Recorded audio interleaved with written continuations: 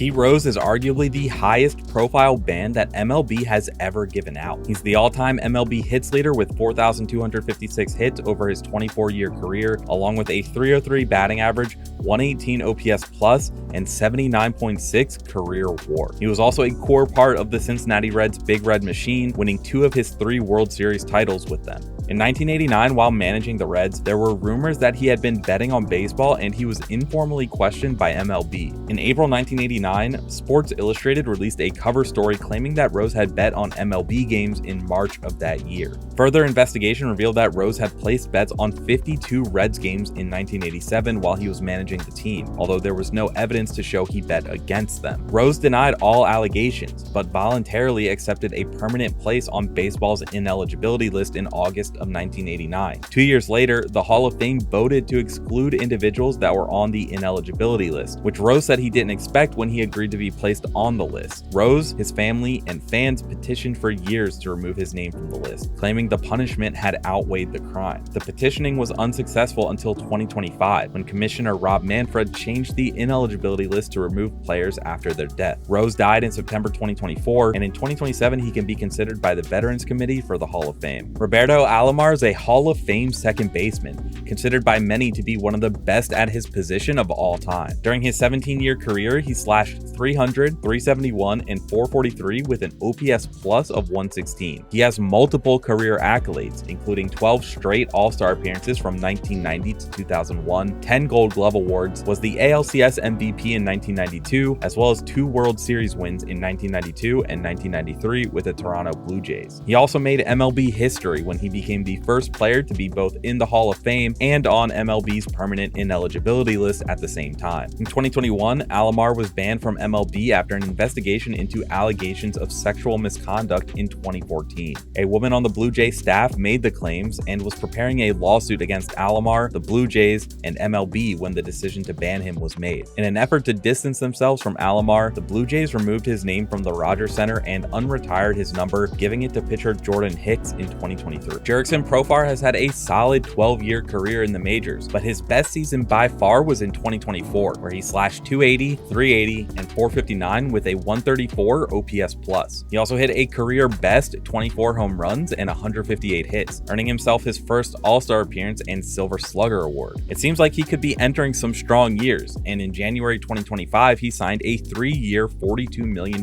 contract with the Braves. But on March 31st, 2025, Profar was suspended for 80 games after having tested positive for PEDs. Profar claimed he never intentionally took PEDs, but it still left many to wonder about the legitimacy of his 2024 season. The Braves are having a rough season, and losing out on big hitting potential from Profar doesn't help. Marcell Ozuna is a star outfielder for the Atlanta Braves, slashing 271, 350, and 503 with an OPS plus of 131 and slugging 137 home runs since joining the team in 2020. But in 2021, after finishing his 1-year, $18 million contract with the Braves and re-signing with them for $64 million, he was suspended for domestic violence against his wife in September, causing him to miss the 2021 World Series. Charges of his arrest were eventually withdrawn, but the public opinion at the time was torn. Some people think the punishment was too light, and others think that Ozuna should be forgiven as he served his punishment. Steve Howe was an all-star pitcher, winning Rookie of the Year in 1980 and even winning the World Series in 1981 with the LA Dodgers. He had a great first 4 seasons with the Dodgers, earning 23 wins and posting a 2.17 ERA with a 1.62 ERA+.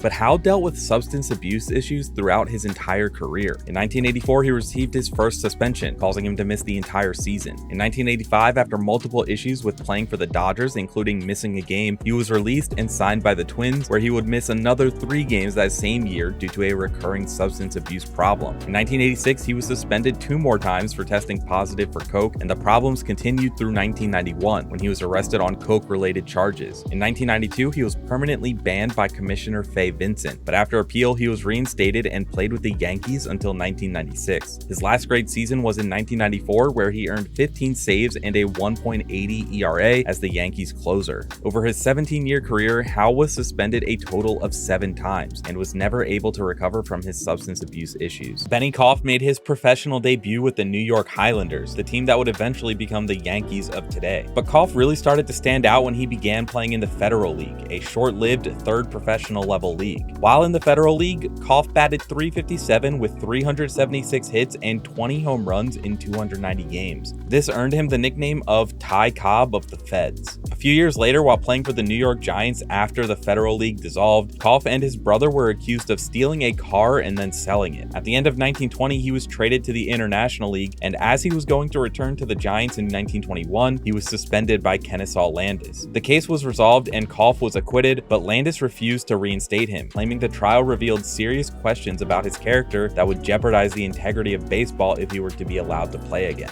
The Black Sox scandal remains one of the biggest stains in MLB's history. In 1919, 8 players on the Chicago White Sox threw the World Series in exchange for payment, influencing how MLB views gambling to this day. While a jury found the players to be not guilty, MLB Commissioner Kennesaw Landis made an example of the 8 players, banning them from professional baseball for life. Those 8 players were Chick Gandil, Eddie Seacott, Happy Felsch, Fred McMullen, Swede Reisberg, Buck Weaver, Lefty Williams, and the most famous of all, Shoeless Joe Jackson. Jackson was the biggest star to be banned. Through his 13-season career, he had a slash line of .356, .423, and .517 with an OPS plus of 170. He had nearly 1,800 hits in less than 5,000 at-bats and had a career WAR of 62.2. He already had Hall of Fame level stats, and his career ended at just 32 years old. Jackson and Weaver had questionable involvement in the fix, making their bans controversial. Jackson performed extremely well in the World Series, and Weaver claimed he didn't go in on the fix but did attend the initial meetings with the gamblers. Other players made it clear that they were a part of the fix. Pitcher Lefty Williams had an 0-3 record with a 6.63 ERA in the series, a far cry from his regular season stats of 3.91 ERA and 22-14 record. Shortstop Swede Reisberg went 2 for 25 at the plate, and Eddie Seacott outright admitted his involvement. These were some of MLB's star players at the time, and the banning of these 8 players sent shockwaves through the country and left a permanent dark spot in MLB's history. Addison Russell was one of the top prospects in all of baseball going into his 2015 season with the Cubs, and he had a middle-of-the-pack rookie season, slashing .242, .307, and .389 with 13 home runs and 115 hits. His 2016 season was better, and he hit 21 home runs with 95 RBIs, becoming just the second Cubs shortstop to have over 90 RBIs in a season behind Hall of Famer Ernie Banks. Russell was also key to the Cubs' 2016 World Series championship, helping get them there with multiple home runs during the 2016 NLCS versus the LA Dodgers. In 2018, Russell was placed on administrative leave as MLB began investigating abuse allegations from his ex-wife. The allegations were found to be credible, and Russell was suspended into the 2019 season. After an unremarkable 2019 season, he was designated for assignment by the Cubs and hasn't played in MLB since, instead playing internationally in the KBO League with the Kiwoom Heroes. In 2020 and 2021, Trevor Bauer was one of the best pitchers in the NL. In 2020, he posted a 1.73 ERA, 100 strikeouts in 73 innings pitched, and he won the NL Cy Young Award, the first and only in his 10-season career. That season earned him a 3-year, $102 million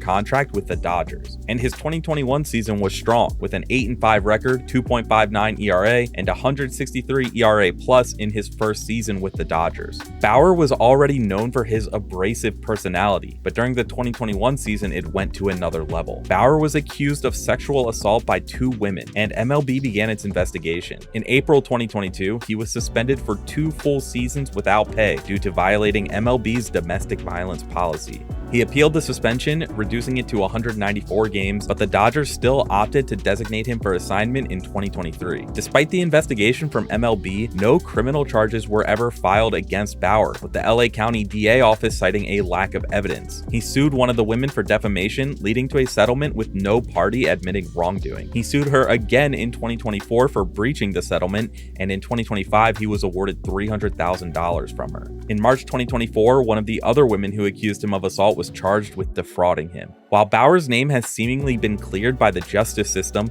the negative public opinion remains. Bauer is eligible to play in MLB again, but has yet to be signed, even offering publicly to play for the league minimum salary. Since 2023, he has been playing internationally, most notably with the Yokohama DNA BayStars, and in the NPB, he's posted a career 14-7 record, 2.86 ERA, and 200 strikeouts in 210 innings pitched. Tucupita Marcano had a pretty unremarkable brief stint in the majors. He played just 149 games with the Padres and Pirates, batting .217 with an OPS plus of 63. After playing his 2023 season with the Pirates, Marcano was claimed off waivers by the Padres for 2024, but due to a 2023 injury, he would miss the start of the season. Before he could play any games with the Padres in 2024, Marcano was banned for life from MLB due to violating the league's gambling policy. An investigation revealed that he had placed 231 MLB-related bets, with 25 of them being on Pirates games, while recovering from his injury in 2023. This investigation also led to a one-year suspension for another big leaguer, Oakland A's pitcher Michael Kelly. One of the most embarrassing parts of this is that Marcano won just 4.3% of his MLB bets, meaning he gave up his career to win just 10 wagers. A-Rod is one of the most famous baseball players of all time, and for good reason. Throughout his 22-season career, he made 14 All-Star appearances, was a 3-time MVP, 10-time Silver Slugger, and the 2009 World Series champion with the Yankees. His stats are Hall of Fame level on their own: 117.4 career WAR, a career .295, .380, and .550 slash line, and a career OPS plus of 140, along with nearly 700 home runs and over 3,100 hits. But A-Rod's chances of getting into the Hall are slim, despite a more than worthy career. In a 2009 interview with ESPN, A-Rod admitted to using steroids during his time with the Texas Rangers from 2001 to 2003. He claimed he felt an immense pressure to perform and prove his greatness. While he was never punished for this, it wasn't the only time in his career he would use PEDs. From 2010 to 2012, he reportedly received HGH from Biogenesis of America,